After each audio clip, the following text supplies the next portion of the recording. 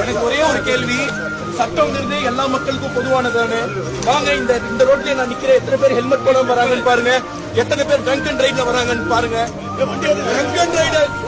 Drunk and right பண்ணிட்டு வந்த எல்லாருக்குமே ட்ரங்க் அண்ட் ரைட் பண்ணிட்டு வந்த கேஸ் தான்.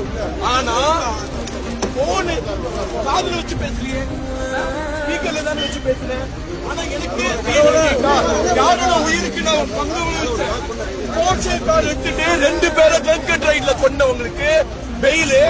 எனக்கு நான் நீதித்துறையில நான் இப்ப நீதிபதியை தான் பார்க்க போறேன். எனக்கான நீதி எனக்கு கிடைக்கணும். அப்ப எதுக்கு வளரணும்? ஒரு சின்ன 23 வயசு பையன் எந்த ஒரு பேக்ரவுண்ட் இல்லாம வளர்ந்தா இப்படிதான் செய்வீங்களா? அப்ப எந்த இலக்கில் வளரணும்? மக்கள் கேட்க போறாங்க. வீதிக்கு ஒரு டாஸ்மாக் இருக்கு.